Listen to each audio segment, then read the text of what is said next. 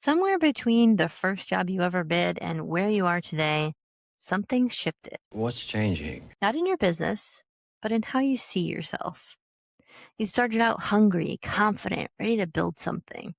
And somewhere along the way, between the long days, the difficult clients, the payroll stress, and the never ending to do list, you stopped thinking of yourself as someone building an empire and started thinking of yourself as someone who's just trying to keep up. Yeah, that sounds about right. You're still working just as hard, maybe harder. But somewhere in the back of your mind, a quiet voice has been whispering the same thing for a while now. I'm just a contractor. And that right there, that one sentence might be the most expensive thought you've ever had. Welcome back to Built for Two, the mindset shift.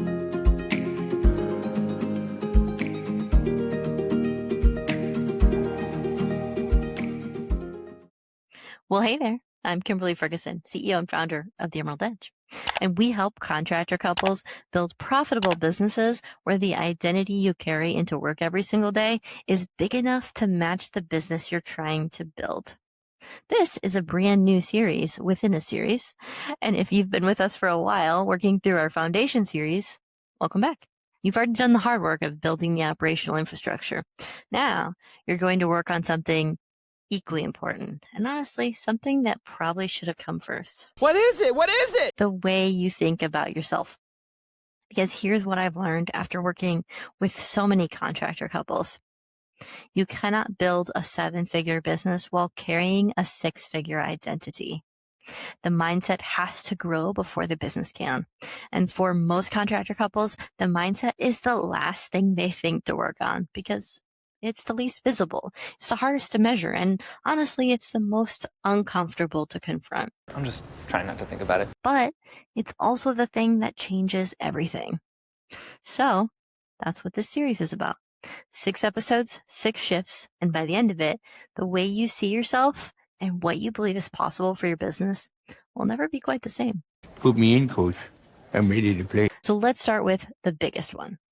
I want to ask you something, and I want you to answer it honestly. Not the way you think you should answer, but the way you actually would if nobody was listening. When someone asks what you do for a living, what do you say? Some stuff, little of this, little of that. Most contractor couples say some version of, I'm a contractor, or we run a construction business, or I do remodeling, or we build custom homes. And those aren't wrong, but they're incomplete. And the part that's missing is costing you more than you realize, because the way you answer that question tells you and everyone around you exactly how you see yourself. And how you see yourself determines every decision you make, every boundary you set, every price you charge, and every opportunity you either pursue or talk yourself out of. She's having an identity crisis. A contractor thinks about the next job. A CEO thinks about the next year. A contractor asks, can we do this work? A CEO asks, should we do this work? A contractor worries about keeping clients happy. A CEO builds systems that keeps clients happy without it requiring their personal involvement every single second. Same business, completely different lens. And the lens you're looking through right now is either expanding your business or quietly limiting it. Expand. Expand. Here's the thing. This isn't necessarily your fault, and I mean that genuinely, not in a consolation prize kind of way. Most contractor couples built their business from the ground up with their own hands. Literally, you learned the trade. You got good at it. You built a reputation on the quality of your work. And that identity, I am someone who does excellent work, is something to be genuinely proud of. But at some point, the business grew beyond that, what 1 or 2 people could physically do themselves. So you hired people, you took on more projects, the administrative side got bigger, the financial complexity increased, and suddenly you were running something that looked a lot less like a trade and a lot more like a company. Except I'm guessing nobody told you that your identity needed to grow with it. I had no idea. So you kept showing up as the person who does the work, even when your job had quietly become the person who leads the people who do the work. And that gap between the identity you're carrying and the role your business actually needs you to play, that's where a lot of stress and overwhelm and feeling of being permanently behind comes from. This is making a lot of sense. I've known many contractor couples, but especially the husbands, who think they can just do everything and be everything in their business. But at some point, everyone has to come to terms with the fact that they can either be the CEO the salesman, or the foreman, but not all three. All right, let's listen to that again. Now, I want to be really clear about something because I think the word CEO can feel a little intimidating or even a little pretentious for contractor couples who are used to being hands-on, practical, no-nonsense people. A CEO identity doesn't mean you stop caring about the work. It doesn't mean you put on a suit and you stop going to job sites. It doesn't mean you suddenly become someone you're not. It means you start making decisions from a different level. It means you stop asking, how do I get this done? And you start asking, who is the right person to get this done? And what do they need from me to do it well? It means you stop measuring your value by how many hours you put in and start measuring it by the quality of the decisions you make and the strength of the systems you build. It means you stop being the most important person in the day-to-day operations of your business and you start being the most important person in the strategic direction of it. Michael handles more of the big picture stuff. That's the shift. And it's available to you right now. Not when you hit a certain revenue number, not when you hire a certain number of people, right now.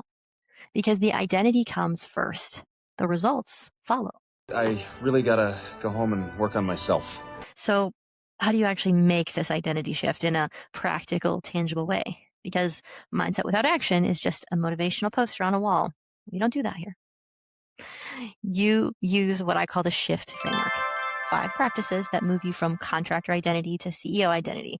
Not overnight, but consistently over time. Let's walk through each one. Numbers 1 through 5 on your list, okay? So first we have S, which is see yourself differently before the evidence catches up. This is the one that feels the most uncomfortable, and it's the most important. Most people wait for the results before they change the identity. They think, when I hit 7 figures, then I'll start thinking like a CEO. But that's backwards. The identity comes first. The results are what follow a changed identity, not the other way around. So that means starting to introduce yourself differently, starting to make decisions from a CEO perspective, even when the business doesn't fully look like it yet. Starting to ask the questions a CEO would ask about strategy, about systems, about where the business is going, even when part of you still feels like the person who just wants to get the work done. It feels uncomfortable at first. Do it anyway. The evidence, or the receipts, as they say, will catch up. It's time working on yourself. So next we have H, which is hand off what isn't yours to carry anymore.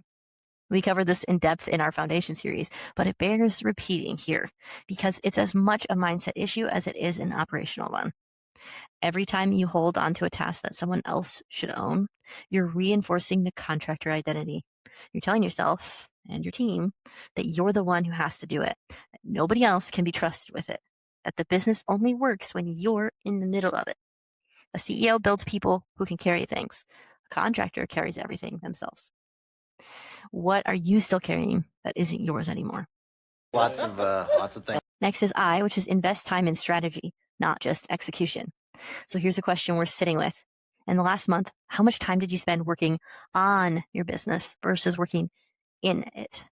If the honest answer is that almost all of your time went to execution, to the day-to-day, to the fires, to the jobs, then you're operating as a contractor, even if your business card says something different.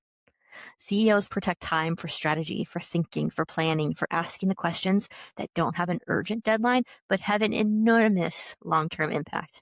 Even 1 hour a week dedicated entirely to strategic thinking, not emails, not job site calls, not client issues, not whatever pops up, will start to shift how you see your role in the business. Because you can't think like a CEO if you never give yourself the time and the space to do it. Think. F is filter every decision through a CEO lens. Before you make any significant decisions in your business, ask one question. Is this the decision of a contractor trying to get through the week or a CEO building a company for the next decade? That question will probably change your answers. Not always immediately, but again, consistently over time, it'll start to redirect your decisions towards the one that build something lasting rather than just the ones that solve today's problem. Oh, think bigger, my friend. Think bigger. One contractor couple I work with struggled with this quite a bit. We had a long conversation about how they bid jobs and how it's such a complex process that really couldn't ever be handed off. And trust me, I've heard it all before. But how would a CEO look at this differently? Well, they'd build a system, right? So after several conversations and a lot of burnout and exhaustion, and conversations with his wife too, I'm sure, he came around to the idea of building a system for bidding jobs, one that leaves room for all the customizations they enjoy offering to their clients. And I'm sure you guessed it, his schedule cleared up quite a bit. even though he's still handling the bidding because he enjoys playing the sales rep role and building rapport with clients. But the process is much faster because it's built into a system. And their profitability by job went from 0% or sometimes negative to 40 to 55% profit margins, all because he stopped carrying the burden of storing all that knowledge in his head and turned it into a system that anyone could step in and do, not just him. Course plotted and all systems in operation. And then lastly, we have T, which is track your progress as a leader, not just as an operator. Most contractor couples track the things that are easy to measure: revenue, jobs completed, hours worked, material costs. But very few track the things that actually measure leadership growth. Things like, how many decisions did my team make without me this week? How much time did I spend on strategy versus execution? Are we moving toward our 1-year goal or away from it? Are my spouse and I aligned on where we're taking this business? These are CEO metrics. And when you start tracking them, even informally, you start reinforcing the identity as someone who leads, not just someone who does. I could be so much more. So this week, I want you to do one thing that feels slightly outside of your current identity comfort zone. Maybe that's introducing yourself as a CEO instead of a contractor. Maybe it's blocking out 1 hour for strategic thinking and protecting it like it's your most important meeting. Maybe it's handing something off that you've been holding on to for too long. Just pick one. Do it this week. Notice how it feels, because that discomfort is not a sign that you're doing it wrong. It's a sign that you're growing. And if you look at your business right now and you realize that the identity gap is bigger than 1 week can close, well, that you've been operating as a contractor for so long that you're not even sure what the CEO version of your business looks like, well, that's exactly what we help contractor couples figure out. We help you step into the leadership role your business needs, build the systems that support it, and create a business that reflects who you're becoming, not just who you've been. If you're ready to make that shift, book a free strategy call with our team. Links below. We'd love to help. We decided to call on the big guns. You are not just a contractor who owns a business. You are a CEO who happens to build things. And there is a profound difference between those two identities in how you make decisions, how you lead your team, how you show up for your spouse, and ultimately in what your business becomes. So see yourself differently before the evidence catches up. Hand off what isn't yours to carry anymore. Invest time in strategy, not just execution. Filter every decision through a CEO lens. Track your progress as a leader, not just an operator. That's the shift, and it starts today. Sign me up. So in our next episode, we're going deeper, because stepping into a CEO identity is one thing.